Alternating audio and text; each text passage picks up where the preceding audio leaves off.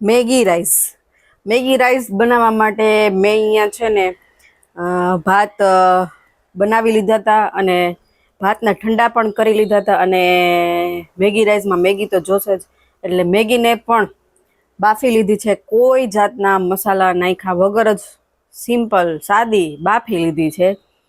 અને હવે આપણે લેવાનો છે મેગી મસાલો.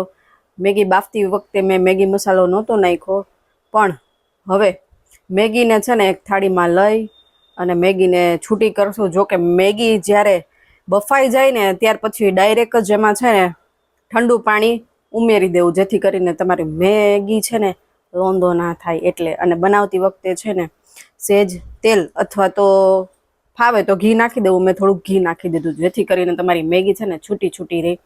અહીંયા મેં છે ને એક મેગીનું પેકેટ લીધું હતું અને મેગી મસાલા 2 પેકેટ લીધા, જેથી સ્વાદ એક નંબર આવે. હવે આ મેગી છે ને મેગીની ઉપર છે ને આપણે મેગી મસાલો ભભરાવી દેવાનો છે, એટલે કે છાંટી દેવાનો છે. અને હળવા હાથે આ મેગી મસાલાને આપણે મિક્સ કરી દઈશું.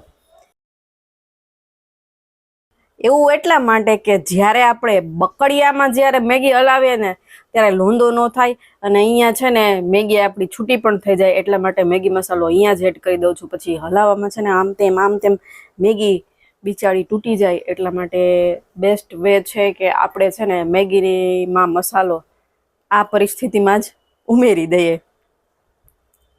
તો ભાઈ ઘણા એમ કહેતા હતા કે કેટલા ટાઈમથી વિડીયો નથી આવતા, બટ વેકેશન હતું અને ગરમી એટલી હતી, વસ્તુ બનાવતી પણ વિડીયો બનાવવાની ઈચ્છા નહોતી થતી. હવે એક બકડિયામાં આપણે તેલ મૂકી દીધું છે, એમાં તજપત્તા, આખું લાલ મરચું અને તજ આટલી વસ્તુ નાખી દેવાની છે. અહીંયા ન તો હું રાઈનો ઉપયોગ કરું છું, ન તો જીરાનો ઉપયોગ કરું છું. અને બટેટા તમને ફાવે તો તમે ચોરસ ટુકડા કરી શકો છો, તમને મજા આવે એવા ટુકડા કરી શકો. અહીંયા આપણે બટેટાની ચિપ્સમાં હોય ને એવું કટિંગ મેં કર્યું છે બટેટાનું. અને બટેટાને છે ને એકદમ ચિપ્સમાં કેવા એકદમ ક્રન્ચી હોય એવા મસ્ત થવા દેવાના છે. પછી જોઈ તમારે ખાવાની મજા આવે એક નંબર. અને વધારે પ્રમાણમાં લેવા હોય ને તો પણ લઈ શકો છો. અને ત્યાર પછી છે ને અહીંયા નાખી દીધી હતી 1 ચમચી જેટલી હિંગ. આ બટેટાને આપણે ફૂલ ગેસે જ ફ્રાય કરવાના છે અને એકદમ મસ્ત ફ્રાય થઈ જાય પછી એમાં આપણે નાખી દઈશું ડુંગળી. અને ડુંગળીને પણ ફૂલ ગેસે જ આપણે ફ્રાય કરવાની છે. અને આને એકદમ આપણે બ્રાઉન કલરની નથી કરવાની, માપે મેળે સેજ. અને આપણે કહેવાય ને કે જે સેજ કચાશ રહેવી જોઈએ, ન તો બહુ ચડવા દેવાની, ન તો બહુ કાચી રહેવી જોઈએ, એ ટાઈપની આપણે કરવાની છે.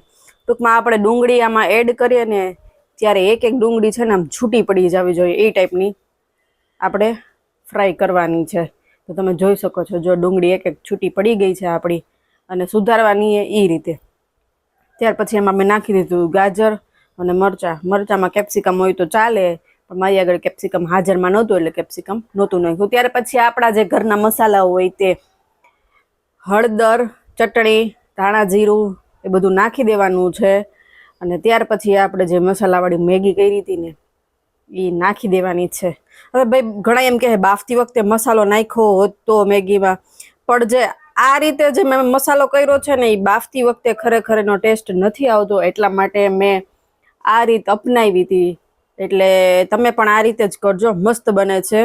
અને મારી આગળ વટાણા નહોતા અને મકાઈ પણ નહોતી. જો તમારી આગળ એ બંને વસ્તુ હોય તો તમે નાખી શકો છો. પછી કોબી છે, ટૂંકમાં જેટલું શાકભાજી નાખો એટલું ઓછું, એ બાને છોકરાઓ ખાય.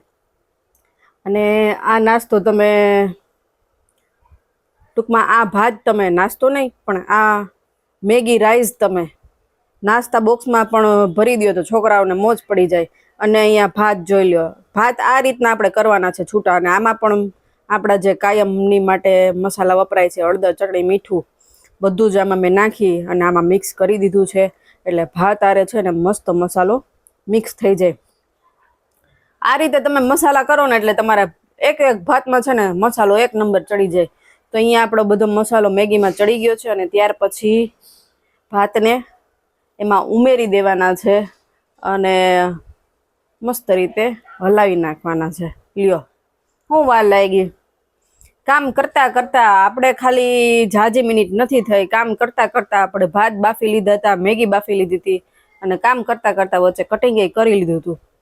એટલે છે ને ફટાફટ બની જાય અને છોકરાઓને ભાવે એવો નાસ્તો. ખાલી મેગી ખવડાવી એના કરતાં મેગી રાઈસ બેસ્ટ ઓપ્શન છે.